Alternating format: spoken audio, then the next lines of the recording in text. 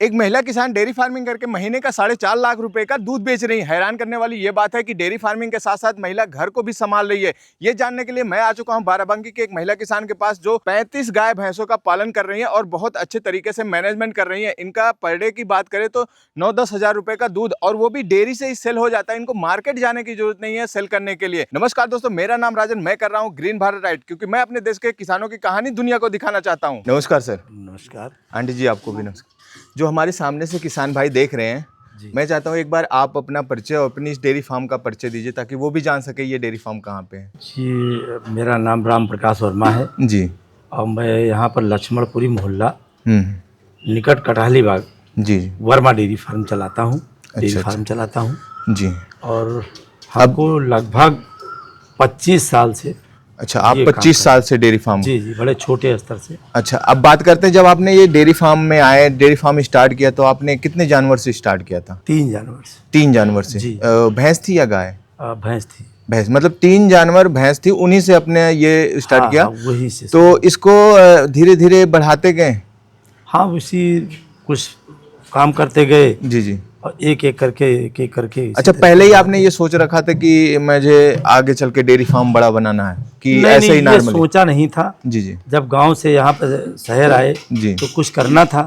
और हम चूंकि वर्मा बिरादरी से संबंधित हैं, जी जी, तो वहाँ पर खेती किसानी हम लोग यहाँ होती है, खून में बसी रहती तो खेती। जानवर ये लगाव भी था और इसका अनुभव भी था। जी जी। और उसी वजह से धीरे धीरे फिर ये डेयरी का रूप आपने दे दिया। वहाँ पर हमारे थी भैंस कुछ। जी जी। तो कुछ वहीं से 3 भैंस ले आए थे जी। और वहीं से शुरुआत है। तो स्टार्टिंग में आप ऐसे नॉर्मली दूध निकालते होंगे अपने यूज, या फिर मार्केट में कैसे? हाँ, शुरुआत में जब आए थे तो दूध निकालते थे, यहीं कुछ लोग अगल बगल के दूध खरीदने लगे। जब तक नहीं खरीदा था तो मंडी में दूध बिका। आप एक चीज बार बार कह रहे हैं कि शुरुआत में हम आए थे, तो आप मूल निवासी कहीं और कहें? हाँ, मूल निवासी हम यहाँ से लगभग 8-9 किलोमीटर। अच्छा। ग्राम करखा। अच्छा, बंकी ब्लॉक। मतलब यहाँ आपने जमीन खरीद के यहाँ आप रहना शुरू किया, फिर यहाँ मतलब गाय भैंस पालन यहाँ से शुरू किया। तो फिर लोकल कॉलोनियों में दूध ही बिकता रहा।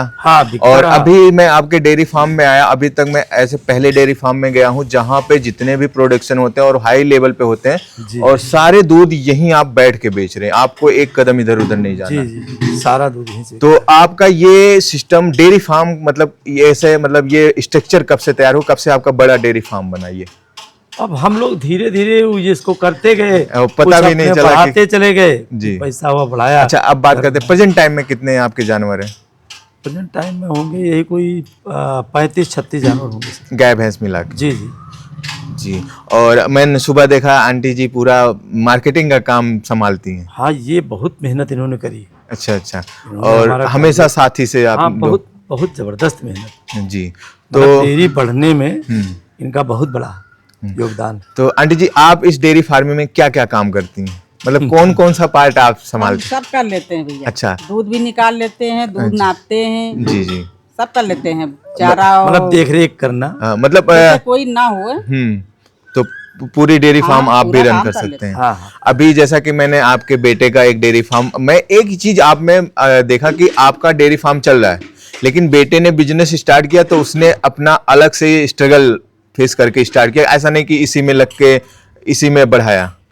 तो ये देखा कि आप डेयरी फार्म चल रहा है, बहुत से ऐसे डेयरी फार्मर होते हैं जिनका चल रहा है तो उसी में लड़के भी लग जाते हैं, फिर उसी डेयरी फार्म को आगे बढ़ाते हैं, लेकिन आपका देख रहे हैं 2-2 डेयरी फार्म चल रहे हैं। दरअसल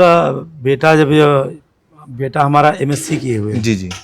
तो जब ये कुछ करना तो था जी। अब ये चूंकि 10-20 हजार रुपए की नौकरी तो ये करेंगे नहीं जी, क्योंकि जो बच्चे हमारे यहाँ काम करते हैं जी, उनको हम जब आप खुद नौकरी पे रखे हुए हैं तो अपने लड़के को तो उनको करना मंजूर नहीं होगा जी।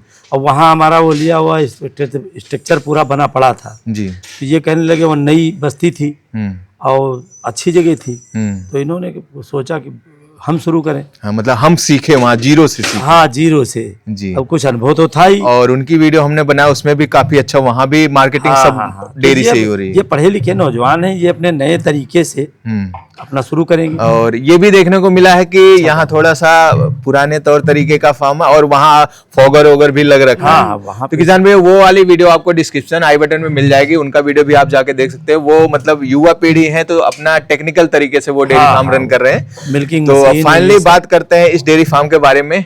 तो आंटी जी को भी काफी एक्सपीरियंस है, बाकी आप देख सकते हैं दूध ही पूरा सेल करने का काम ये होता है। तो अभी मतलब डेयरी फार्म दोनों लोग ऐसा कहा जाए कि मिलके चला रहे हैं। तो ये कितने एरिया में है ये जो आपका फार्म सेट बना हुआ है? हाँ, 5000 स्क्वायर फुट। 5000 स्क्वायर फीट में।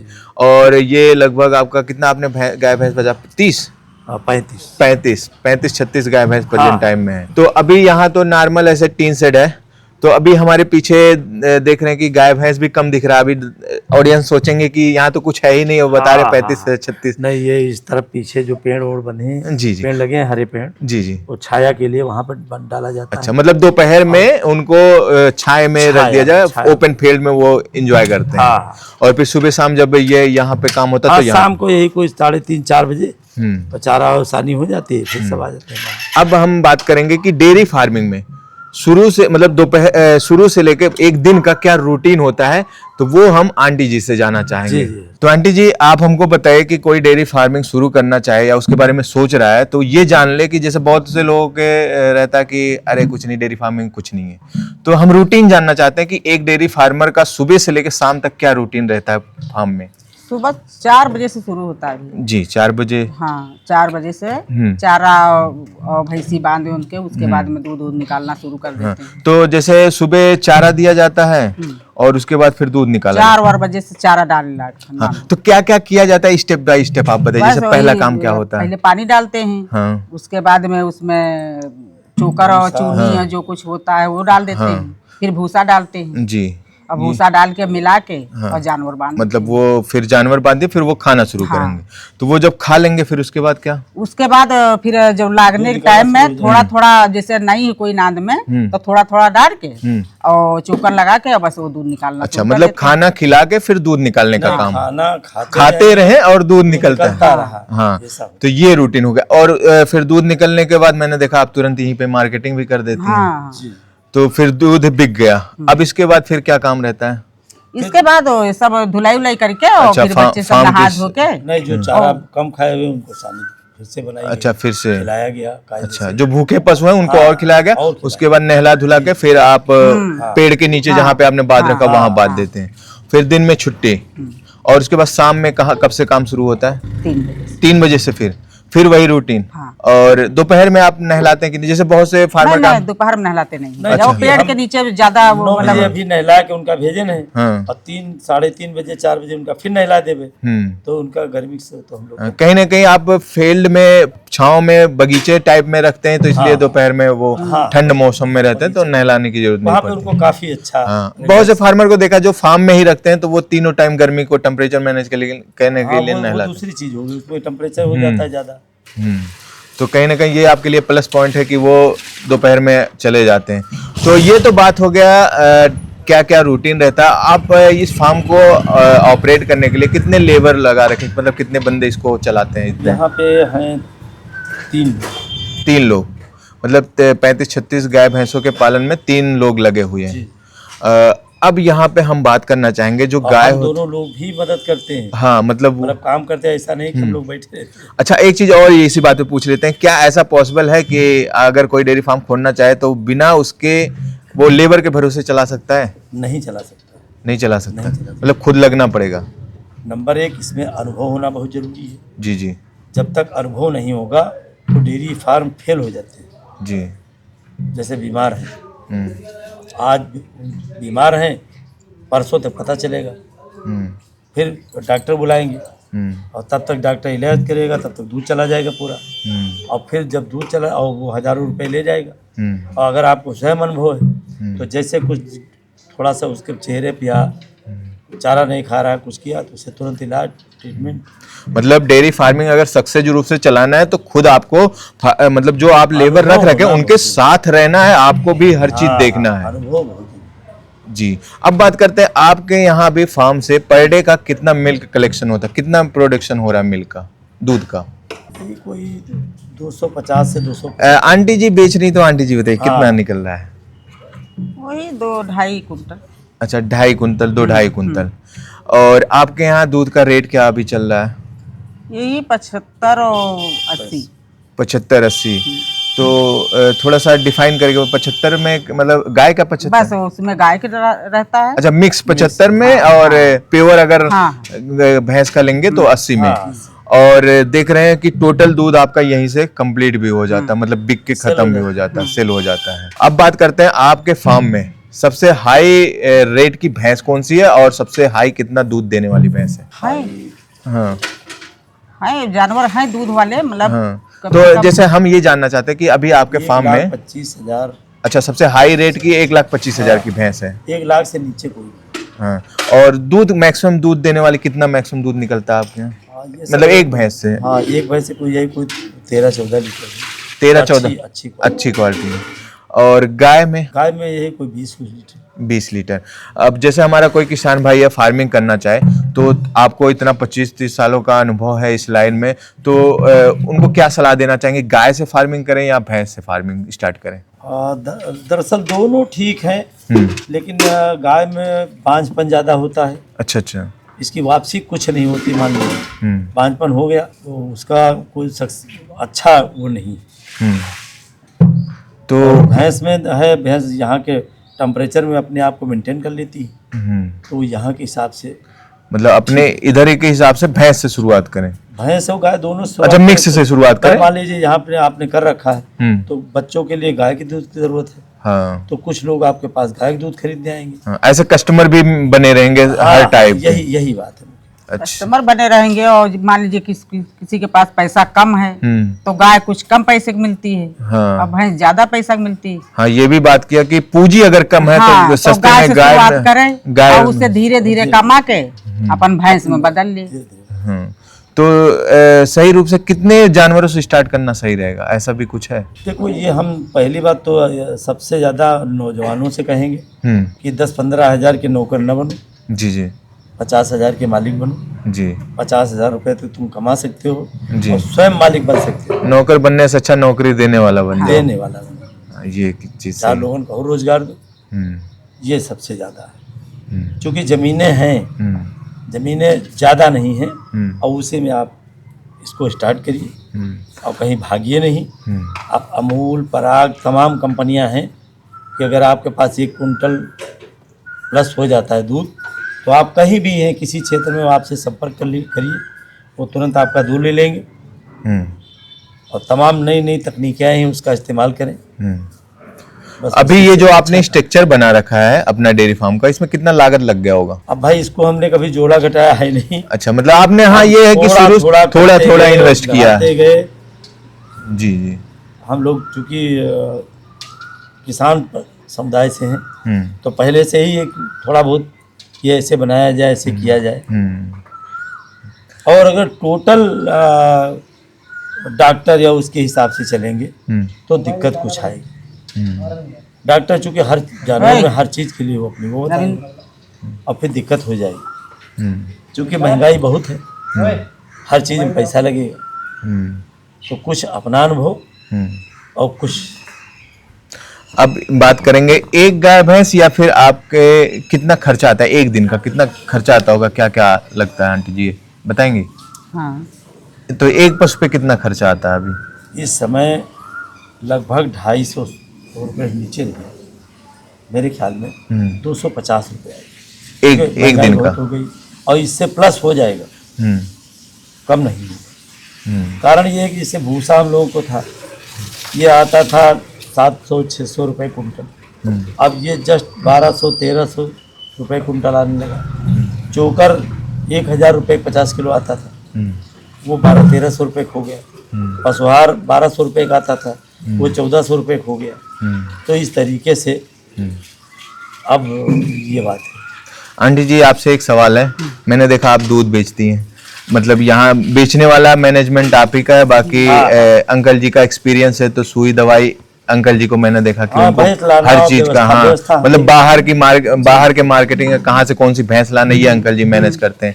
बाकी मैंने देखा कि प्रॉपर यहाँ का मुझे ऐसा लगा कि अब कहीं ना कहीं ये जो डेयरी फार्म है, क्योंकि आपके जस्ट घर के बगल, घर ही में है ये समझ लीजिए, तो इनका हर चीज आप ही देख रही हैं। तो कितने का दूध बेच लेती हैं दिन में, ये बताइए? मतलब जो जाता है महीना वाले महीनवारी जो जाता है कि नगद? जैसे अच्छा आपका कुछ ऐसे भी चलता होगा जो महीने में पेमेंट आता ये है? सारा पैसा महीने में सारा आता पैसा है। महीने में। अच्छा अब अच्छा। पूछ भाई जैसे यहाँ लगभग 1000 1000 1500 1500 ये इतना रोज नगद बिकाया जाता है जो हाँ। और बाकी सब महीने का हिसाब किताब? ये सब महीने के हिसाब। रजिस्टर बना है, हाँ। जब सब लोग सैलरी पाओ वो पैसे देते महीने में लगभग कितने रुपए का ये खर्चा वर्चा नहीं निकालना है, मतलब ये कितने का दूध बिक जाता है टोटल महीने में? हैं। लगभग करीब 4.5-5 लाख। 4.5-5 लाख का दूध महीने में बिक जाता है। और उसमें आपका कुछ खर्चा भी रहता है और आधा इसमें आप माइनस कर लीजिए। अच्छा, मतलब 50% खर्चा मान के चले। फिर भैंस भी खरीदनी है, ये भी तो सब होता है। लेबर का पैसा देना, हाँ, लेबर का मैंने आपने 2-3 लेबर रख रखा है उसका भी। लेबर जो होते हैं सब ये 20-20 हजार प्लस है, हम्म। जिनके ऊपर खर्चा आता है लगभग 25-25 हजार। तो क्या आप अपना नेट इनकम मतलब प्रॉफिट बताना चाहेंगे?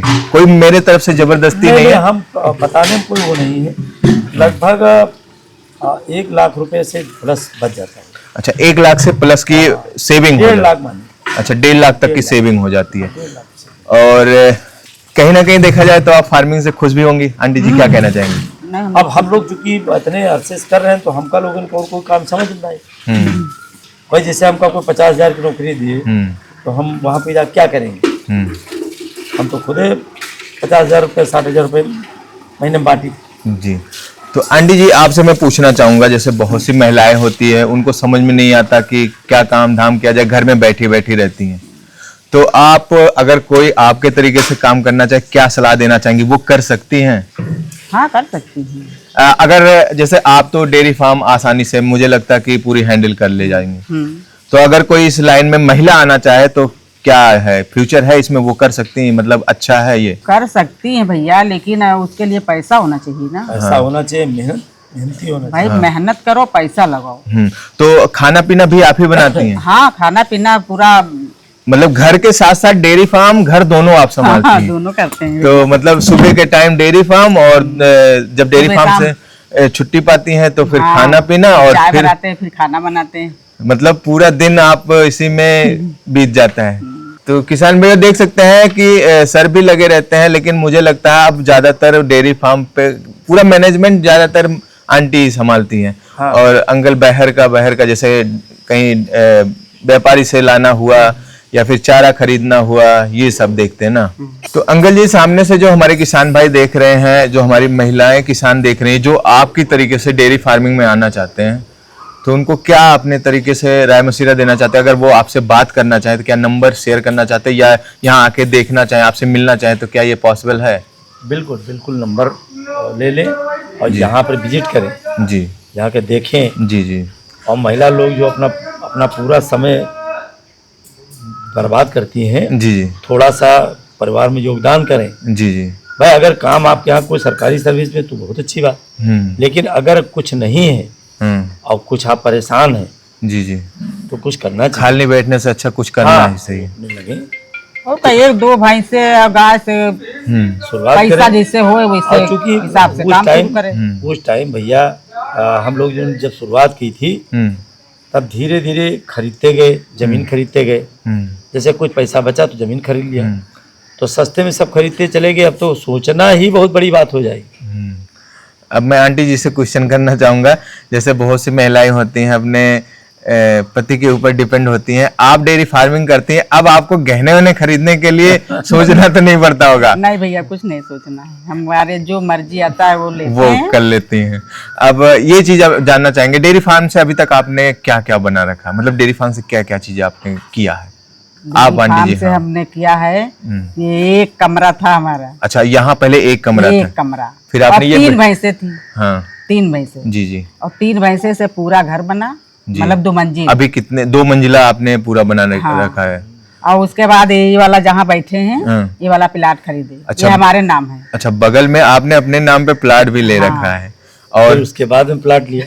अच्छा, उसके बाद और प्लाट लिया? हाँ, और उसके बाद और प्लाट लिया, मतलब प्लाट लिया। ये 40,000 का है। 10,000 लिखाई पड़ा था, 40,000 के। मतलब पहले के बहुत पहले लिए होंगे। इस और टाइम उसके बाद 9,000 के बगल वाला है जो थोड़ा 9 लाख बना। करीब। ये स्टार्टिंग में ही आपने किया था? हाँ, नहीं जैसे स्टार्टिंग नहीं, कमाते गए कमाते गए, बढ़ाते उसी में गए। एक एक जानवर और खरीदते गए, और उसी में से पैसा बचा के और ये खरीदते गए। और अभी जो अगला डेयरी फार्म हो वो भी आपने प्लॉट खरीदा? हाँ, वहाँ 5,000 स्क्वायर फुट खरीदे, और वो बेटा का नाम वहाँ पर रजिस्ट्री है। पूरी बिल्डिंग बनवाई हाँ। और स्ट्रक्चर। कितने प्लॉट अभी तक आपने कितने खरीद रखे हैं? हाँ, यही कोई चार प्लाट खरीदी गई। 4 प्लॉट। और क्या खरीदा आपने? और 4 प्लाट हमारा बड़े प्लाट खरीदे। हाँ, बड़े प्लॉट। और क्या आपने डेयरी फार्म से बनाया है? अब घर बना, गाड़ी खरीदी गई, बच्चे इनका पढ़ाई लिखाई सब हुई, शादी बिटिया की किया। मतलब डेयरी फार्म से आपने बहुत कुछ बदला अपनी लाइफ में? हाँ बिल्कुल। और- और लोग हमारे साथ में रहे कि लोग तो बहुत से बहुत मकान बनवाए पाए न अपन, और हम तो पता नहीं क्या मकान बन गई।